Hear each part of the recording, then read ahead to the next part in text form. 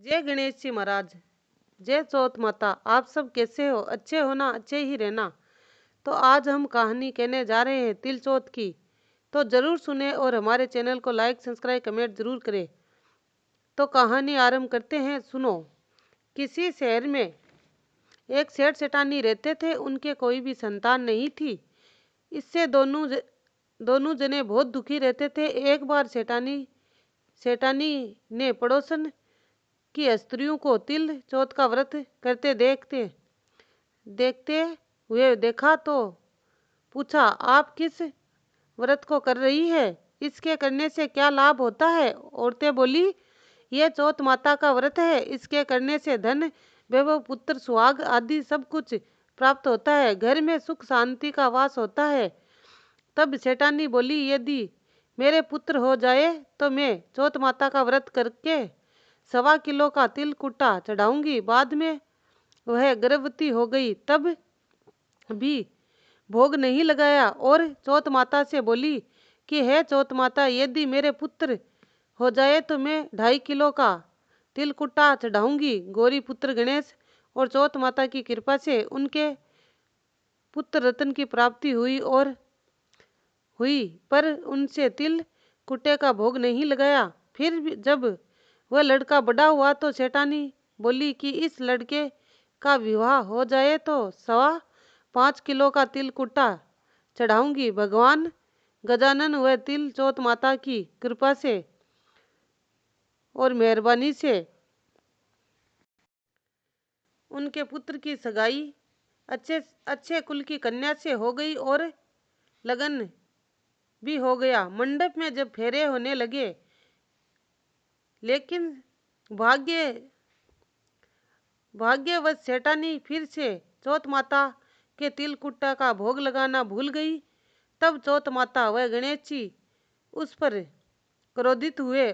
तभी फेरों के वक्त 3 फेरे ही हुए थे कि चौथ माता ने अपना रौद्र रूप दिखाया और दूल्हे राजा का अपहरण करके ले गई।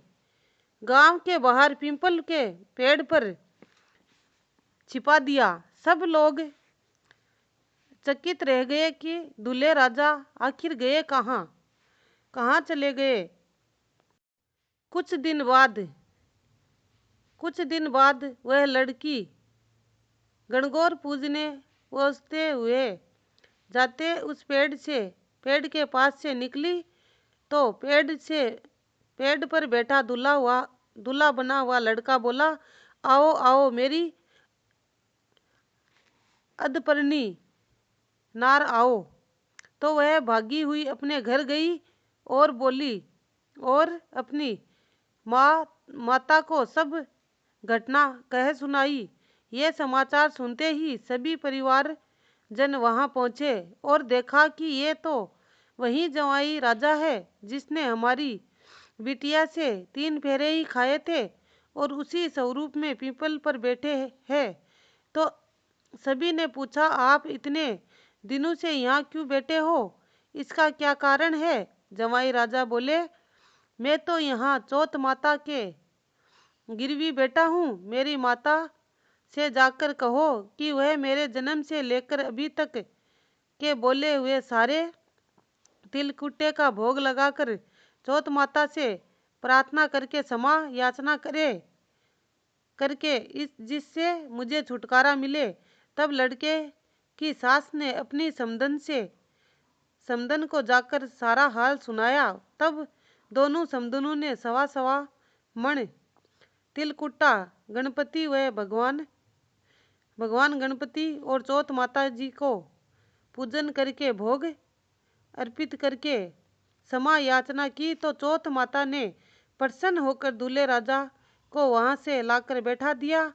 वहां वर वधू के 7 फेरे पूरे हुए और वर वधू असल कुशल अपने घर के लिए विदा हुए। चौथ माता की कृपा से दोनों परिवारों में खुशहाली आई। हे चौथ माता, जैसा उस लड़के के साथ हुआ वैसा किसी के साथ न हो और कोई नर नारी भगवान का प्रसाद या चढ़ावा चौथ माता का तिलकुट्टा बोलकर ना भूले, क्योंकि भूलने से चौथ माता नाराज हो जाती है। आप चढ़ावा चाहे कम भी बोले, लेकिन चढ़ाए जरूर। जय गणेश जी महाराज, जय चौथ माता। कहानी अधूरी हो तो पूरी करना, पूरी हो तो प्रमाण करना। जय चौथ माता। आपको हमारी ये कहानी अच्छी लगी तो लाइक, सब्सक्राइब, कमेंट जरूर करना। जय चौथ माता की।